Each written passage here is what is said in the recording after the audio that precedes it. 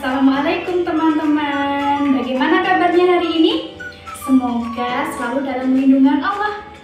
Teman-teman, Ustazah akan mengajak teman-teman untuk menyaksikan kisah Malaikat Jibril mengajarkan sholat 5 waktu.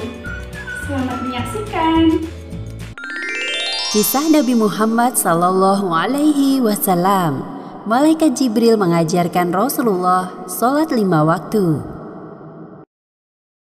Perintah sholat 5 waktu diwajibkan bagi umat Islam ketika peristiwa Isra Mi'raj, di mana Nabi Muhammad Sallallahu Alaihi Wasallam naik ke langit yang tertinggi untuk bertemu dengan Allah Subhanahu Wa Taala. Sementara itu, kaum kafir Quraisy tidak dapat mempercayai peristiwa tersebut. Namun mereka juga tidak memiliki alasan untuk membantahnya. Nabi Muhammad tiba di Mekah sebelum fajar muncul. Dalam perjalanan pulang, Nabi melihat kedatangan sekelompok kafilah dagang yang sama dengan yang beliau lihat sewaktu perjalanan Isra menuju Baitul Maqdis. Tatkala matahari mulai menampakkan sinarnya, Nabi Muhammad sedang berbicara di tengah-tengah kaum Quraisy. Beliau memberitahukan kepada mereka perihal kejadian Isra Mi'raj yang baru saja dialaminya secara jelas dan detail. Wahai kaumku, sesungguhnya tadi malam aku mengalami sebuah perjalanan yang menakjubkan, yaitu aku pergi dari Masjidil Haram menuju Masjidil Aqsa di Palestina, lalu naik ke atas langit tertinggi. Inilah sebagian dari tanda-tanda kekuasaan Allah Subhanahu wa Ta'ala ketika telah tampak kebesarannya di depan mata. Apalagi yang kalian tunggu untuk masuk Islam bersamaku? Ucapanmu terdengar tidak masuk akal, wahai Muhammad. Mana ada orang yang melakukan perjalanan ke tempat yang begitu jauh hanya dalam waktu 1 malam?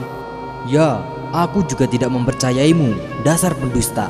Engkau tidak pantas menganggap dirimu sebagai nabi jika membual seperti itu.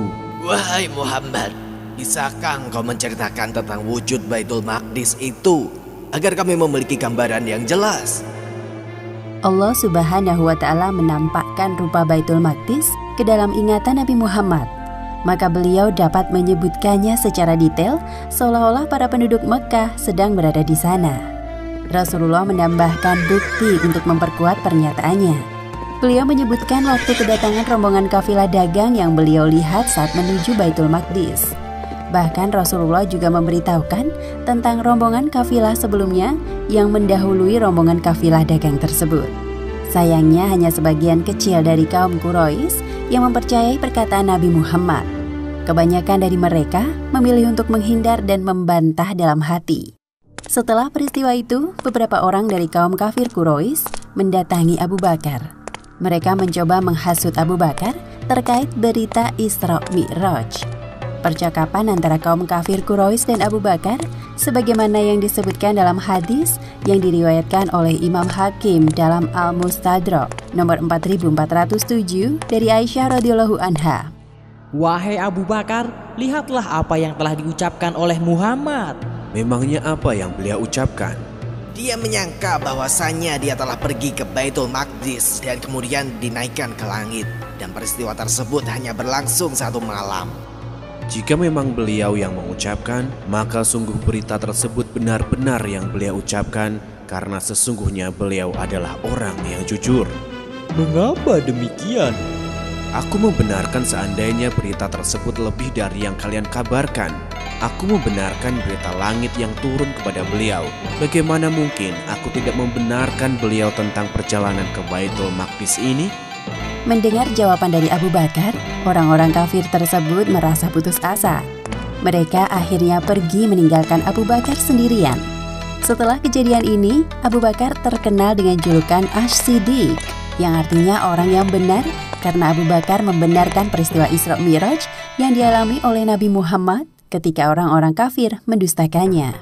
Kira-kira sebelum matahari berada tepat di atas kepala, Nabi Muhammad pergi ke sebuah gunung di Mekah. Di sanalah beliau kedatangan Malaikat Jibril yang menjelma dalam sosok manusia. Malaikat Jibril memberikan isyarat kepada Nabi untuk melihat ke arah lembah. Dari lembah itulah tiba-tiba memancar mata air. Wahai Muhammad, aku akan mengajarimu bagaimana cara berwudu dan sholat, agar setelah ini engkau bisa mengajarkannya kepada para pengikutmu. Selesai berwudu, Nabi Muhammad diajak Jibril untuk melaksanakan sholat. Pada hari pertama, waktu sholat zuhur adalah posisi matahari tergelincir ke arah barat.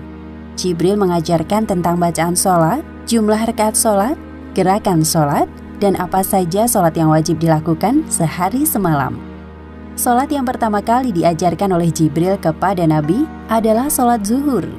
Tiba waktu asyar, Jibril datang lagi dan memberitahukan kepada Nabi Muhammad bahwa saat ini adalah waktu sholat asyar, yaitu ketika bayangan suatu benda sama persis dengan panjang benda tersebut. Kemudian tibalah waktu maghrib, Jibril kembali mendatangi Rasulullah. Pada hari pertama ini, waktu sholat maghrib adalah ketika bulatan matahari telah tenggelam. Begitu juga ketika tiba waktu Isya, Jibril datang lagi. Pada hari pertama, waktu sholat Isya adalah ketika warna merah di langit benar-benar telah hilang. Keesokan harinya, Jibril mendatangi Rasulullah di waktu subuh.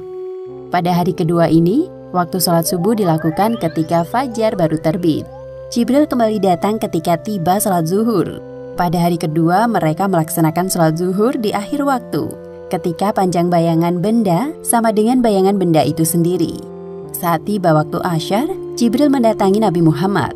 Pada hari kedua ini, waktu asyar adalah ketika panjang bayangan 2 kali lipat lebih panjang dari benda itu. Pada hari kedua, waktu sholat maghrib sama seperti hari sebelumnya, yaitu dikala bulatan matahari telah terbenam. Kemudian Jibril datang saat tiba waktu sholat Isya. Pada hari kedua ini, mereka sholat Isya lewat tengah malam. Dan pada hari ketiga atau hari berikutnya, Jibril datang untuk mengerjakan sholat subuh bersama Nabi. Ketika itu posisi matahari mau terbit, warnanya sangat menguning. Setelah melakukan sholat wajib selama 2 hari berturut-turut dengan sedikit perbedaan waktu, tibalah saatnya bagi Jibril untuk memberitahu Nabi Muhammad tentang batasan waktu sholat. Wahai Muhammad, batasan waktu sholat yang ditetapkan adalah waktu di antara sholatmu kemarin dan sholatmu hari ini. Berdasarkan penjelasan Jibril tersebut, dapat disimpulkan bahwa sebagaimana yang telah disebutkan dalam hadis riwayat Muslim nomor 612 dari Abdullah bin Amr radhiyallahu anhuma, Nabi SAW berkata, waktu sholat zuhur, jika matahari sudah tergelincir ke barat, ketika itu panjang bayangan sama dengan tinggi seseorang selama belum masuk waktu asyar. Waktu sholat asyar adalah selama matahari belum menguning. Waktu sholat maghrib adalah selama belum hilang cahaya merah pada ufuk barat. Waktu sholat isya adalah sampai pertengahan malam. Waktu sholat subuh adalah dari terbit fajar selama belum terbit matahari. Setelah Nabi Muhammad hijrah ke Madinah, terjadi beberapa perubahan jumlah rakaat sholat.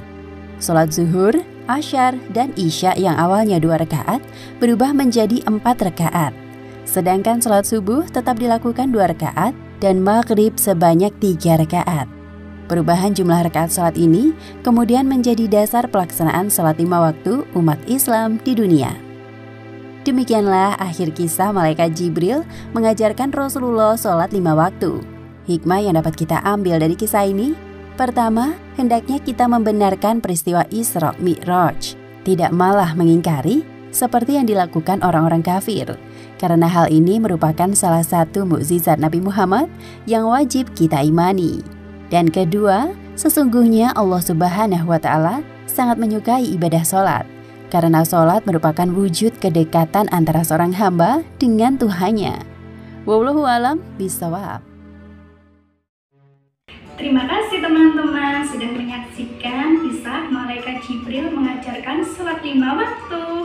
Nah, semoga teman-teman nanti bisa mempraktekkan ya, belajar sholat 5 waktu di rumah. Oke teman-teman? Dan pesan Ustazah, jangan lupa teman-teman tetap patuhi protokol kesehatan. Oke? Assalamualaikum.